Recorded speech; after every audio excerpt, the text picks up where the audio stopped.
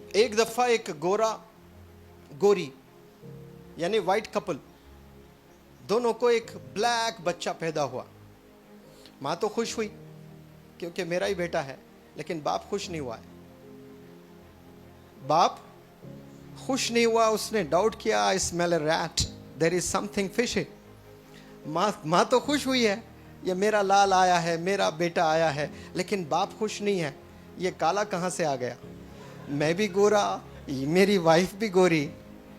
अब वो शक करने लगा बीवी पर, देयर इज समथिंग रॉन्ग।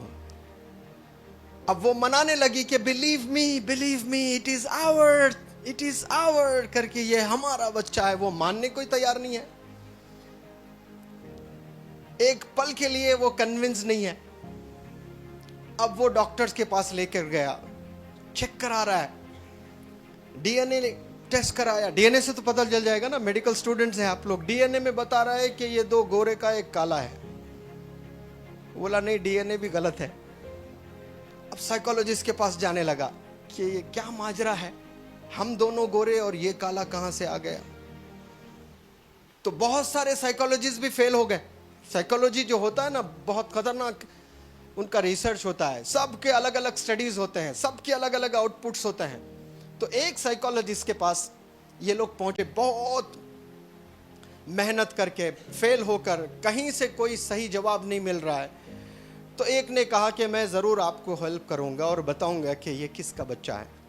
तो फिर कई क्वेश्चंस पूछा उसने और ये बताया कि आप जब प्रेग्नेंट थी आप क्या क्या करती थी। तो वो लेडी ने बताया कि व्हेन आई वाज प्रेग्नेंट मैं ये चीज़ें करती थी। तो फिर वो साइकोलॉजिस्ट ने पूछा कि आप इतने सारी चीज़ें करती थी, इसके अलावा और कुछ करती थी? हाँ, मैं घर के पास में एक पार्क है, वहाँ जाया करती थी। तो उन्होंने कहा कि हाँ, पार्क की वजह से आपका लड़का काला आया है। बात हजम हो रही है? नहीं हो रही है ना? उसको पता चल गया park is the solution, bus park से ही निकलेगा कुछ ना कुछ। तो उसने कहा कि पार्क में क्या करती थी? पार्क में मैं कुछ नहीं, तन्हा बैठती थी। हाँ, आपके तन्हा बैठने की वजह से आपका लड़का जो है काला आया है। यह भी बात समझ में नहीं आ रही है। फिर उसने पूछा कहाँ बैठती थी? बोला वो पेड़ के पास बैठती थी। बैठकर क्या करती थी? मैं वो काली मूर्ति थी उसको रोजाना देखती थी। यानी रोजाना आप काली मूर्ति को देख रहे हो तो लड़का भी काला हुआ है। इतना इफेक्ट होता है सोच पर। आप रोजाना नेगेटिव सोचते रहिए, पेन बुक दीजिए, अभी लिख दूंगा, आप नीट क्लियर नहीं करने वाले हैं।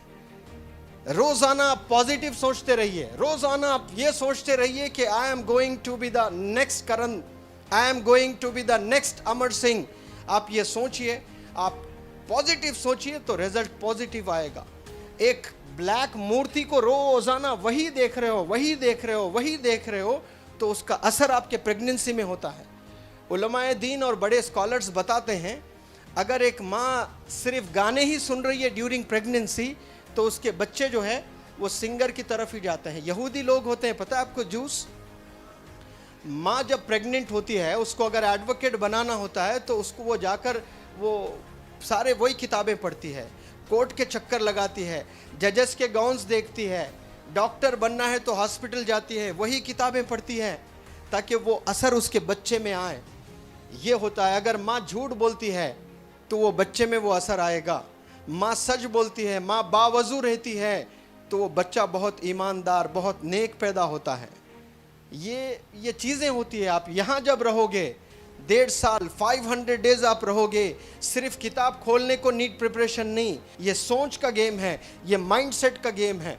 आप नेगेटिव सोचेंगे, आप गलत सोचेंगे, आप कंपेयर करेंगे कि वो फलाना बच्चा अच्छा कर रहा है, उसको अप्रिसिएशन मिल रहा है, मुझे कुछ नहीं मिल रहा है। आप कंपेयर करे गए।